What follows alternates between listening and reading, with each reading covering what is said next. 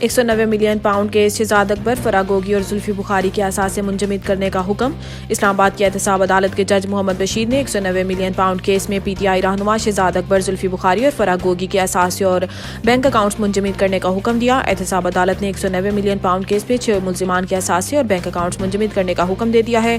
احتساب عدالت نے ملزمان کے نام رجسٹرڈ گاڑیاں بھی ضبط کرنے کا حکم دیا ہے، جبکہ عدالت نے اشتہاری قرار دینے کے بعد تمام ملزمان کے دائمی وارنٹ گرفتاری جاری کر دیے۔ نواز شریف اور ان کے اہل خانہ کے خلاف نیب انویسٹیگیشن بند۔ قومی احتساب بیورو نیب نے 1 جنوری کو ہونے والے ایگزیکٹو بورڈ کے اجلاس میں مسلم لیگ نون کے قائد و سابق وزیر اعظم نواز شریف اور ان کے اہل خانہ کے خلاف شریف ٹرسٹ کیس کی انویسٹیگیشن سمیت 5 انکوائریاں بند کرنے کی منظوری دے دی ہے۔ اجلاس میں جن انکوائریوں کو بند کرنے کی منظوری دی گئی ہے، ان میں Punjab Safe City Authority, Social Action Programme, Park Enclave دیگر شامل ہیں۔ 1 جنوری 2024 کو منظوری دیے جانے کے بعد نواز شریف اور ان کے اہل خانہ کے ارکان کے خلاف شریف ٹرسٹ کیس کی انویسٹیگیشن بھی بند کر دی گئی۔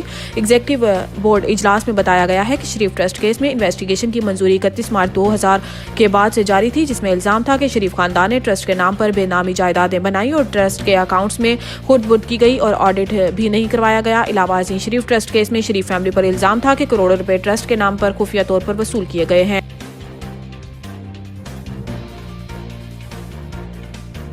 لاپتہ افراد کے سب سے زیادہ کیسز کے پی سے رپورٹ ہوئے، کمیشن کی رپورٹ جمع۔ لاپتہ افراد کمیشن کی رپورٹ کے مطابق لاپتہ افراد کے سب سے زیادہ 3485 کیسز کے پی کے سے رپورٹ ہوئے۔ کے پی کے سے شہریوں کے لاپتہ ہونے کی وجہ شرپسندی اور ڈرون حملوں میں ہلاکتیں ہیں، جبکہ بلوچستان سے 2752 شہریوں کی جبری گمشدگی کے کیسز موصول ہوئے۔ رپورٹ میں کہا گیا ہے کہ جنگی حالت پر فیملی کو بتائے بغیر بیرون ملک ہونا بھی جبری گمشدگی کیسز کی وجہ ہے۔ رپورٹ کے مطابق لاپتہ افراد کو پیش کرنے کے لیے 744 پروڈکشن آرڈر جاری کیے گئے، جن میں سے صرف 52 پر عمل ہوا۔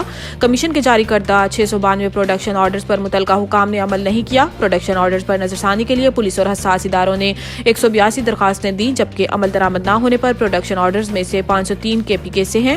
رپورٹ میں مزید بتایا گیا ہے کہ مارچ 2011 سے دسمبر 2023 تک 4413 لاپتہ افراد گھروں کو واپس پہنچے۔ لاپتہ ہونے والے 994 افراد مختلف حراستی مراکز میں قید ہیں اور لاپتہ 644 افراد ملک کی مختلف جیلوں میں قید ہیں۔